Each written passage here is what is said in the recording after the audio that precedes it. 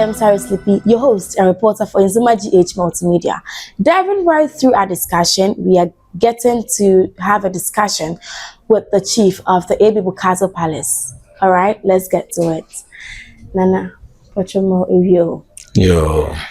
We want to ask one or two questions about how things are done here. And then the first question, we would want you to kindly tell us your name and your position. Okay, my name is Nana Amihere Blay II, Divisional Chief of AB Bokazo, which is Amihere Blay Bokazo. Okay, he has told us his name and then his position. We are getting right into it. We would want to know some of the ceremonies and traditions you consider essential to preserve the community's traditions as time has moved on into modernization. I mean, we have a lot of festivities that we the Nzemas do in the Nzema land. And that is global. We the hunters, the Nzemas and the hunters celebrate that festivity together. That is the Kundum Festival, and some call it Abisa. That is widely celebrated by the Nzemas and then the people of our hunters.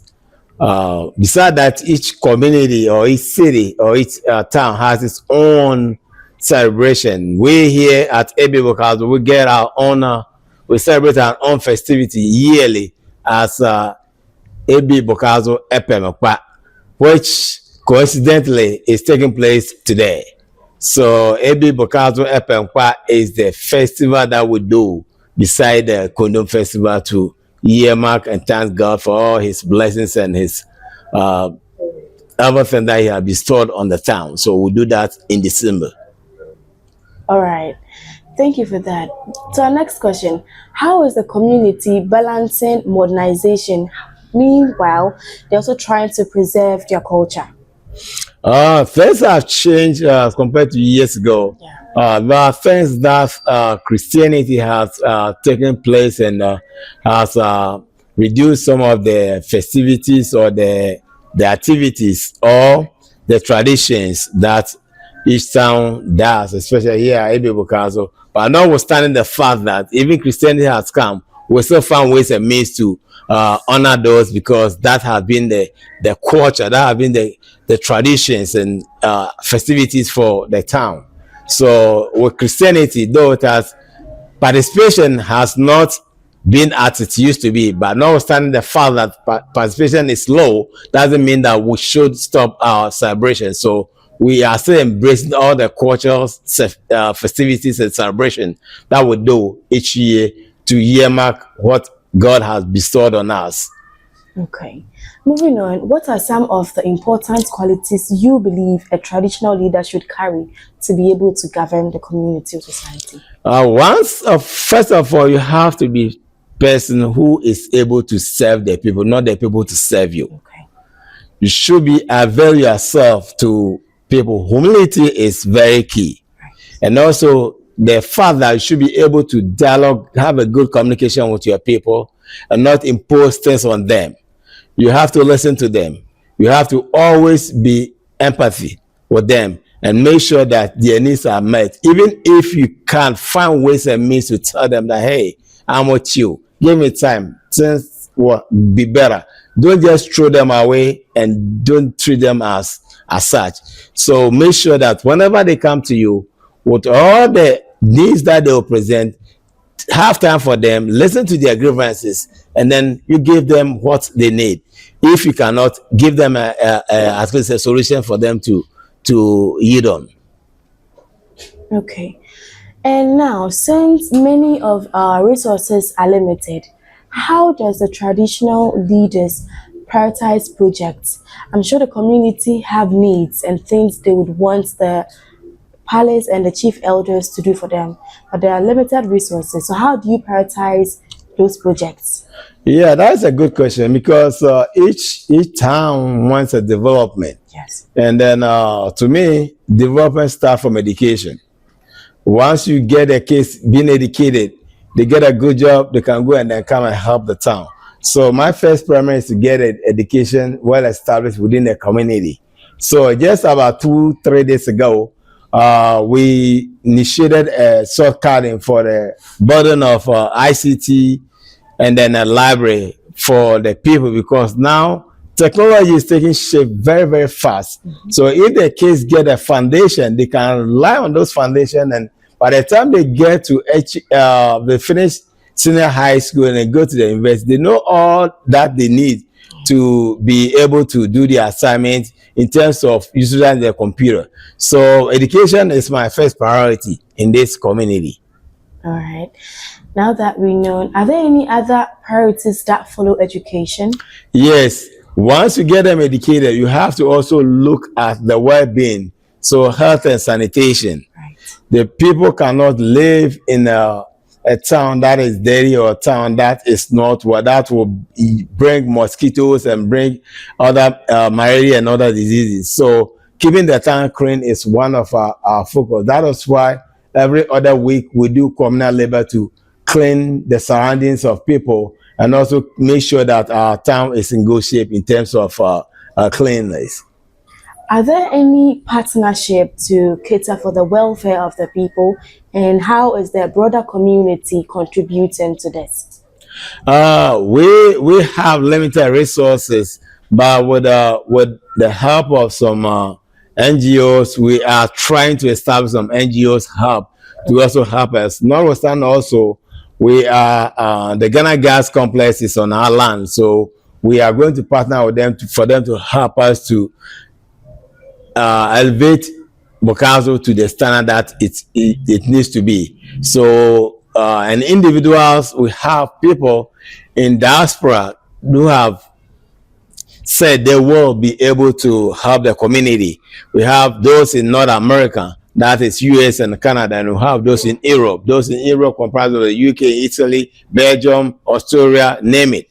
So they have come together as a community, as people from AB Bokazo, to make sure that AB Bokazo becomes the top notch of one of the developed Nzema land. I get it. Then how is the youth being engaged in these community services when there is anything going on? Yeah, the youth have been very helpful, because leadership is by example. So when there's any communal labor, if I'm in town, I'm part of the communal labor. Okay. So if they see me as a chief or their leader being part of it, there's no way they're going to sit back. And I have entrusted my leaders also to do the same, because if they do that, the youth will follow suit. So that is why we call leadership by example. You lead and then they will follow you. Okay.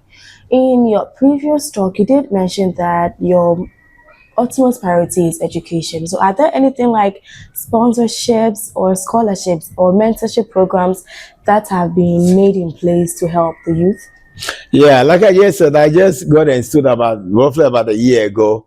And then we're just in talks with the Director of Education and making sure that we get a good quality teachers here in town. Matter of fact, I just had a meeting with the Director of Education this morning to emphasize that on very, very key.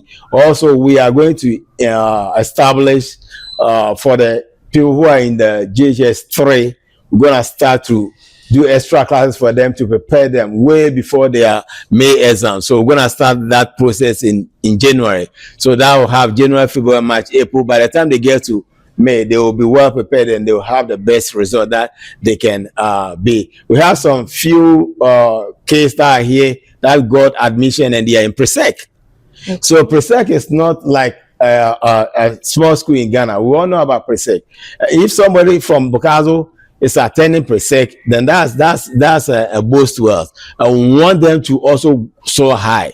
So that is our priority that we are going to get. We have provided some exercise books and pencils and pens to the school for parents who cannot afford those, so that they could give it to them so they can get a chance to do their homework or their assignment, and that way they will not use that as an excuse for not doing the assignment. Okay. So when it comes to disagreements and disputes, if things were left for the youth, they would like to resolve it on their own using weapons and all of it. So how do you resolve conflicts between the community? Conflict resolution is just simple. When there's we have our own way of resolving conflict, especially during the youth. And we are next month, January, we are going to have Ebe Bokazo bylaws that govern the town. Okay. So things like youth not respecting the elderly, not doing communal labor, it's a whole lot of things. We are going to safeguard those. So if the bylaws is approved by the community, and then we take it to the district assembly and the judge endorses it, it becomes the official bylaws of Ebe Bokazo. So if you go contrary to that law, you'll be dealt with by the law.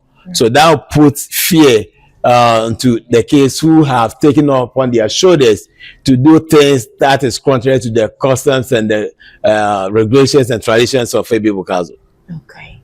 Then, since there are different kinds of ethnic groups and tribal groups in every community, how do you unite them to become one during decision makings? Yeah, we here at Ebe Bokazo, we have those from the northern region who are from different local dialects. Those from Damango, those from they are from different dialects. Okay, so they have their leaders.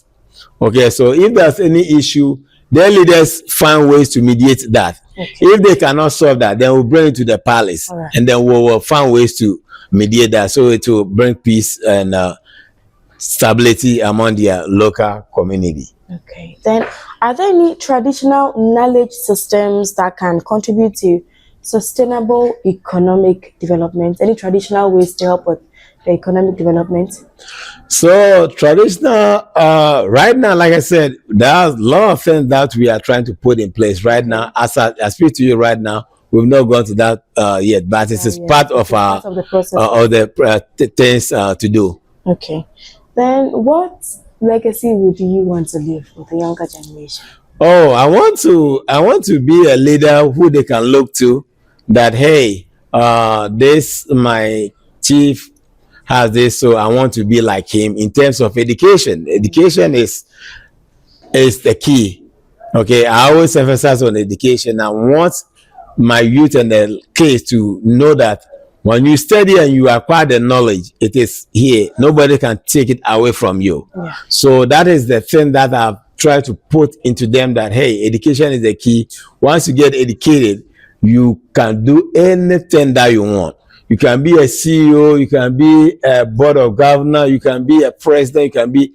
They're not going to choose a president who is illiterate, who does not even have a basic education. So if you want to go high, you have to let your education also follow you. Okay, so as the divisional chief, right, what has been your most challenging episode through your 1 year of kinship? The most challenging thing that I've seen that I'm dealing with right now is the youth not taking their education serious. And then also not respecting the elderly. So we want to ensure that when they see, when we were growing up, I grew up half as me. If you refuse to greet an elderly you pass by, that elderly will call you and then tell you to greet him or her. And that next time when you see an elderly person, you will not go by that person, you will stop and greet that person.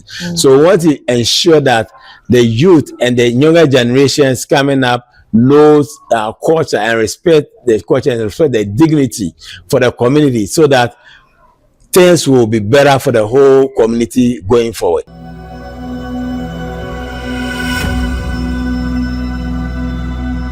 Welcome back to Nzema GH Multimedia. I am your host, Cyrus Sleepy, and we are still with the discussions with the Divisional Chief of Ebe Bokazo in their palace.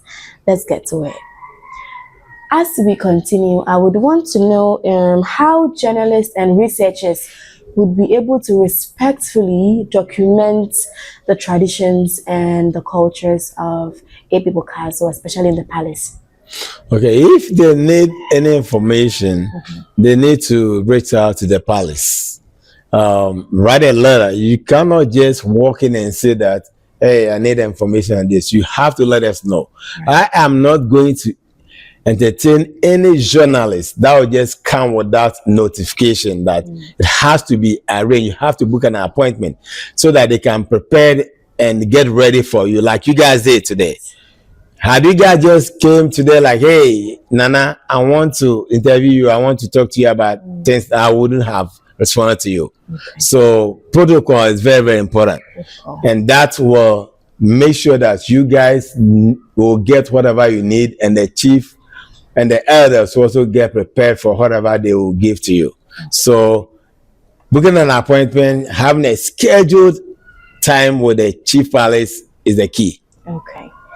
Now, bringing our discussion to an end, we would want you to give us a piece of advice, but this time we'd want you to say it in the local dialect. Nzema.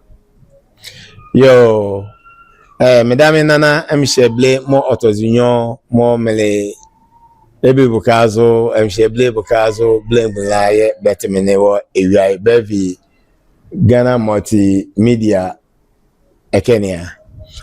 Momlem kan like immediate mesh mo be dubon be zieke be ma Nzema. Mane yenu eda obia na jima biara enhole jima biara mo okozwo manzin yen la badala yeda ba se kebe duba on bezie kebe ye ejima hye nyamre kware ni eyira be mo oluwa bia ko mbaz respect beke ejuake bia mo baba ava bado nyamani azra be ma no hara eleri so no ha dadia ye da no ko yetia ye ba fa aboye bla na be kofa ejuake mo no hara fa beto nyamani azra ane blessed bejima obama bejima no ko nga hosure obaya ke tebedan ti ablaba na wo mo ba aba ha wode la wo anva no hara wani ejima ayobi aba ko Ghana Multimedia ma ho abedam ani ababa o te ejoka te pa ani abefa baba kofa wuruga na efa ba moti mbaz respect beke bejoka bia baba do nyama ni azra be ma ejoka nje no hare ba ho aleka mo ohia na bava ejoka bava ado nyama ni aznya de yenya bi ye di be kono kwa kama mvam Ghana be mvonu ho be nke ka abla kwala ole platform abe obaka be wan ko hia se kwa na pita osuani azna bakwa be ye debie mo babazo men ba mvonu ho aka ne yakwa pa na yakwa no pa mafa bangwane beto loto na beto chacha mo ma ehia like be ba bo modena na ba yenzen ba ha no hare behrie amyeda ku yetia ya bobe amodi ya bobe abaso ya ke o mo Nzema Ghana Multimedia vegala ye pale no ye da ba se ne osaz mo moti me ha mo leke be ma no hare bejima wo be ejima mo be start no amanzema manen ya di ejuake mo ore no hare mo ofeta bakwa elimbu ma zuazu ala bakwa zuazu no ba wale ka mo no hare wala ba be vuvu no ho se ba ke bemwe ka na imama lejuake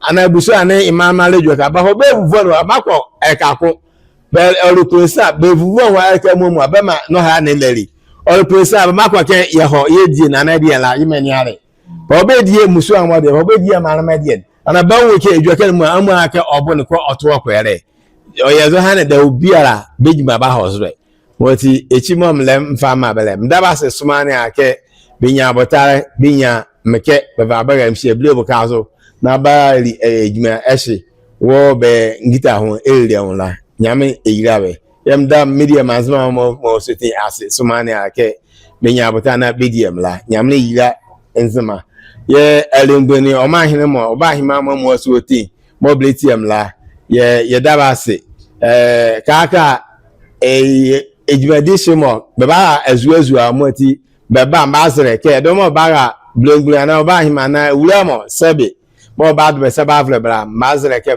be likita ho na ba ha die mo bla ye wo suane azba ma mani ade ke suane wala fa dan ya pa ya via heda moti beba be ma to be ma beko because na mi use am be every pare ma be every pare ke every mo ye kwa hu mo le 2026 la obava yinare obava konyere obava awon kan ya via me de na ye ezu avro me ke de ye elengburu mo no oba hima mo awura mo ne me bia mo bela ezu bia no odikro mo so tin ma yes, amo ava be dana pa ahda ndaba ase.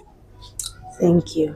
Now, that was from the chief of AB, Bokazo. I'm still your host, and things we've learned is he has to be empathetic. Some of the leadership roles he carries to be able to govern his society. He leads by example. Take, for instance, if there's a community labor and he's around, he is part of those working, and he urges the youth to be more responsible and take education seriously, since it is the number one key to being a proper and a good citizen and be patriotic to your country. Once again, reminding you, my name is Sarah, and this is Nzema GH TV. Till we meet again, see you next time. Bye.